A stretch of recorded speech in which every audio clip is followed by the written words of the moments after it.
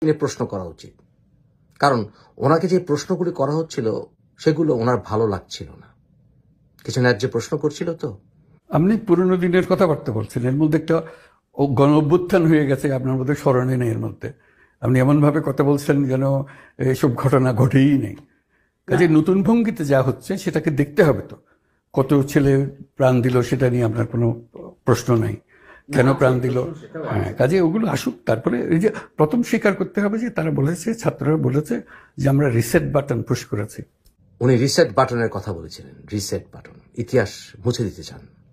বাংলাদেশে এই চলমান অশান্তিকে নিয়ন্ত্রণ করার ক্ষমতা ডক্টর মোহাম্মদ ইউনূসের নেই, টোটালি ফেইলার। উনি আর্মিকে বানিয়েছেন ঠোলা, আর পুলিশ তো নাই। মুষ্টিমেয় কিছু পুলিশ দিয়ে উনি লোক দেখানো দেশ চালাচ্ছেন।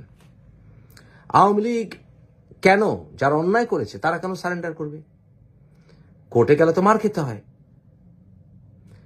সেখানে প্রাক্তন বিচারপতি হোক আর ইউনিয়ন পরিষদের চেয়ারম্যান হোক, হ্যারাসমেন্টের শিকার হতে হয়।